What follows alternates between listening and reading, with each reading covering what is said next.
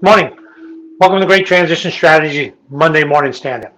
5 minutes to get your week off to a great start and potentially give you something to help make you a more effective leader. Today's topic, career development for yourself and those that you lead.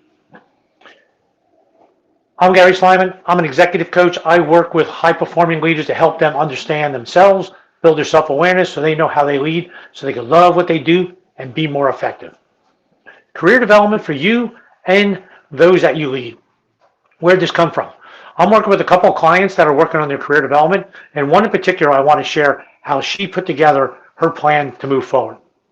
All right, so she is an engineer working on a project, no direct reports, but she has been there for about 18 months in this firm and been doing well. So she wants to take a look at, okay, where do I want to be down the road? And ultimately, she wants to go to become a project manager and then turn into a program manager. So she's taking a look at, this is where I ultimately want to be. So what do I need to be doing now? So when we started working through this process, here's what she came up with. She ended up looking at her position, hey, where do I want to be long term? And then she broke her position down into two areas. Technically, where do I need to be? And operationally, where do I need to be? Operationally within the organization to make sure I'm a good employee. Technically, do I have the skills that I need to be where I need to be a credible engineer? So in taking a look at that, she came up with a list of areas and then she prioritized the top two. Number one, her in the project she's on, they use this computer-aided CAD, computer-aided design program, and they do not have someone who's really, really good at it. She decided she is going to be the expert, the CAD expert for her team. So she's looking at it, so what does that mean? So she took a look and said, let me look at the knowledge, skills, and abilities I need, because she already had a description that required some knowledge, skills, and ability. So let me look at this particular area and the knowledge, skills, and abilities I need to be the expert. She is now signed up for a course. She's going to take a course in this program to get more in depth. It's an advanced course. Then she is going to, after that's done, she's going to a workshop and she is enjoying a group that meets on a regular basis to work through some of the issues folks are having to get better with it. And she also signed up with her boss to give some trainings down the road. This is what I want to do. I want to be able to give some trainings and I want to be able to be the go-to person.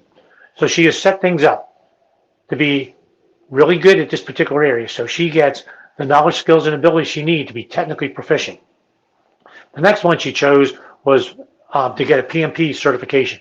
That could take a little longer, could take a while. Again, there's some education, there's a course that goes with it, and she's not worked through the next parts. But she plans on working through that. She has joined a group that meets on a regular basis of PMPs, that folks that are PMPs already. She's not sure. She hasn't attended her first meeting. She's not sure how that's going to work out. So that's going to be interesting to see how that progresses. All right, operational side. So the operational side, she wants to just be a better employee, make sure she knows what goes on around her. And the area she chose to focus on, the top one, is evaluations. She knows as a project manager and program manager, she's going to need to evaluate others. She's getting evaluations now, and she doesn't understand how they work within the company, within the organization to get her promoted. So she set up some time with an HR specialist that handles the evaluations to get some education in that area, and then she'll figure out what's next after that, what she needs to do. She hasn't figured out where she's going to plug that in. Her whole point is, when I look at my position, I need some technical expertise in order to be a credible engineer. I need some operational expertise in order to be seen as a credible employee, credible team member, so I can work within this organization.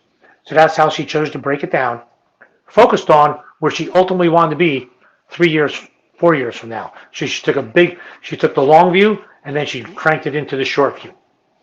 So what are you doing for yourself? Have you done something like this to say, okay, here's the long term. This is my next position where I'm going.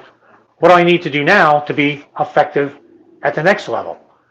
That way it plays right into where I'm going. Now take that same and can you do that for each of your employees?